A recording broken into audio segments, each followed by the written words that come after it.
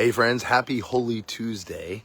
And I'm so grateful for each of you who are joining us on this journey through Holy Week as we're going through the scripture passages that apply to each day as Jesus journeys from Palm Sunday to Easter Sunday, to Resurrection morning. And so this has been wonderful for me. It's been a great discipline. And so this today, we have a whole series of passages in Matthew, Mark, and Luke. John's kind of silent at this point and jumps to the Passover, but the passages in Matthew, Mark, and Luke parallel each other. I mean, they're almost identical. But Matthew has even more. So we're going to focus on Matthew. There's only one passage that's in Mark and Luke that's not in Matthew. So we're just going to be looking at Matthew.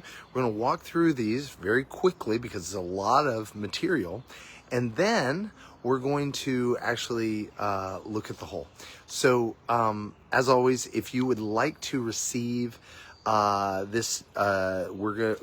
we've put these scriptures together in a print format, and you'd like to receive that and the links regularly, daily, you can go ahead and message us with your email. But here we go. So we start with Matthew 21, verse 20, where if you remember yesterday when they were walking to Jerusalem, Jesus cursed the fig tree. The fig tree stands for Israel. It is a sign of that Israel is been expected to bring a supernatural fruit, a fruit that only God could bring. But because they're under the law, they are living a natural life, and that's producing no fruit. And he cursed it. Well, they're shocked because when they came by, now after one day, the tree's just withered up. And they're like, how can this be? And Jesus makes this point. He says, listen, if you pray and if you're talking with your Father, not if you're telling your Father what to do, if you're talking with your Father, then whatever you ask is going to be done, right? Because you're in communication with your Father, you're going to be asking what is His will, and it will be done. You know, they're like, what's so crazy? This is a totally different system. And that's kind of be a theme we're going to see. And then he says, they ask him in what authority he has to do these things. So he challenges them. What authority did John the Baptist have for what he was doing? And they're afraid to answer because they can see he has authority. It's evident. The people recognize his authority, but it's not the authority of the system they're a part of.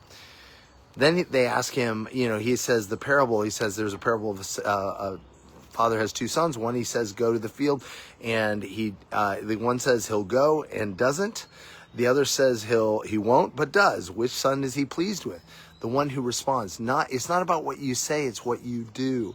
And he says in that context, the sinners are getting in ahead of the quote unquote righteous, because it's not about what you say. It's not about being legalistically right by the law. It's about responding to the voice of the Father. Then he gives the parable of the tenants. And again, in this context, he's basically saying, y'all have wanted your kingdom for yourself, and you did not want your king. And when he came, you're going to kill him. And there's going to be a judgment on y'all and this system as a result. Then tells about a wedding banquet. He says everybody's invited to the wedding banquet, and they don't come. Why? Because they're busy with all their own stuff. And in fact, they actually attacked the servants of the king who invited them to a wedding banquet. So what happens is they bring in everybody, the good and the bad, in. And then there's this interesting phrase at the end. He says, if one's found without wedding clothes, then what should we do with him? He said, throw him out. And I always thought that was weird. But in the ancient context, when there's a wedding banquet by a king, the king would actually provide the wedding garments. So everybody has the right level of quality of garments. Even if they're poor, they're going to have this great Gucci suit. And so if you didn't have wedding garments, that wasn't the king's fault because he provided them. It wasn't your fault for not having them. It was your fault for refusing them and trusting in your own garments, your own righteousness. And in fact, it's open to all who will come. The kingdom is open to all who say yes. That's the message. The message is it's not about what you've done, what you can do. It's your response to the Father, to the King. And then they begin to try to trap him. They talk about, who taxes should you give? Render to Caesar what's Caesar.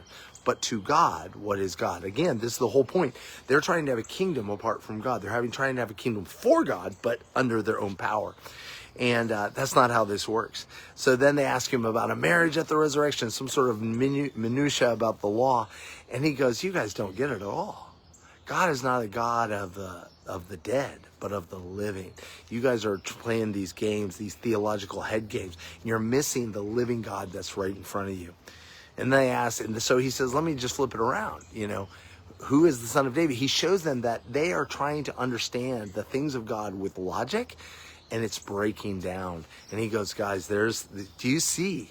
And so when you try to use this heavy-duty logic to force the Bible into this systematic sense, it doesn't work. He said you need relationship in the same way relationship can't be dumbed down. I know I'm going fast, but I want to get somewhere because there's a lot. Then he turns around and he goes for about 36 verses saying, woe to the Pharisees. He's like, guys, these guys have this whole system worked out, and it's a system of death. It's a system of death. We've been called to a kingdom of life, and they're living in a system of death. Then he says, as a result, but woe to Jerusalem, because y'all are partnering with it. I'm here for you, and you won't accept me.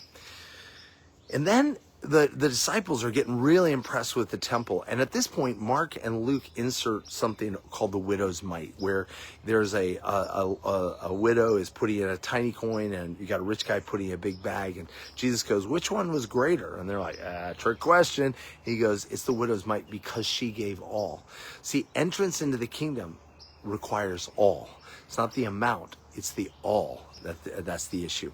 And so then they go, well, what are the, this is a great temple though, isn't it? And Jesus goes, not one stone is going to fall upon itself. And they said, what is the sign when these will happen?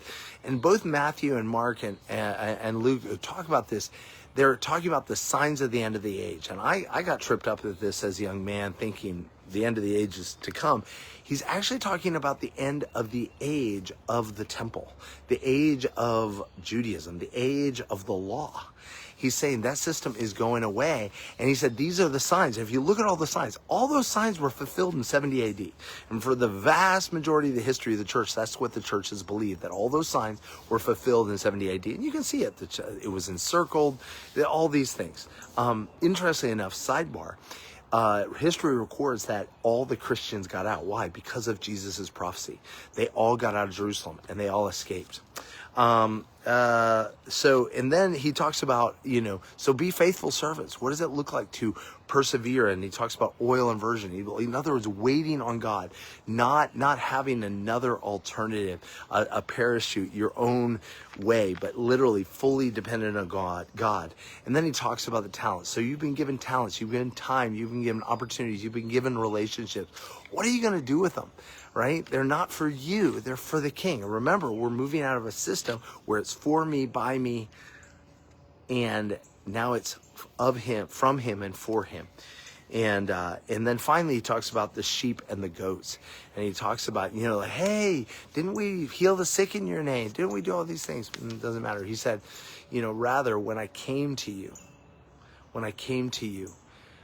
you turned me away. Why? Because, see, in this system, the Pharisaical system, the legalistic system, it's a selfish system. It's for me. And he says, no, if you're my disciples, you're going to be caring for the sick. You're going to be caring for the prisoner. You're going to be clothing the naked.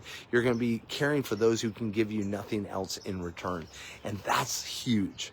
And so I just want to challenge us. What Jesus is saying today is he has come to destroy the system of the law, the system whereby we're made righteous by our own ability, where we are trying to get from God to live for our own sake. If you guys remember back to Exodus 20, there was this point where Moses was up on the mountain with God, and God says, okay, now invite the people up. And the people say, no, we think God is bad. He's going to kill us. We want the benefits of life with God. We don't want relationship with him. So you, Moses, talk for us. And that's where the law came from. Up to that point, we had 10 commandments. It's from that the law was born. We want the benefits of a relationship with God without the relationship. And that's where the Pharisaical system, it's a selfish, self-motivated system that is only going to bring death. And religion is the same way. The religion is, what do I have to do to earn God's favor? What do I have to do to earn his love? And he said, listen, it's not about that. It's about listening to the voice. My sheep know my voice and they obey me, right? This is it. To listen and obey, to follow the Father. It's about to receive his righteousness in place of our own. It's laying down works. It's laying down self-righteousness. It's laying down systems of control and domination and making our hearts vulnerable to hear him and obey. And to care for, and then with the resource he provides, the energy, the joy, the life, the money, the time, the whatever he gives us, that we're giving it away. Why? Because it's not ours. We are not getting for our own sake. He takes care of our needs according to his riches and glory, but rather we are now stewards of his good, of his stuff for the goodness of others. So hopefully you hear a little of that in those passages as we meditate on those. Again, if you'd like to receive these daily devotionals in a print form, not the print form, the actual scriptures, and the links to these on a daily basis as we go through this week, just send us your email and we'd be glad to send those to you. But so grateful for each of you on this journey. Let's continue to meditate, because Jesus was really intentional on going after this, because he was trying to say, this is what I did on the cross. I came to destroy this system of religion so that I could build relationship with you and with my body. Love you guys. Be blessed.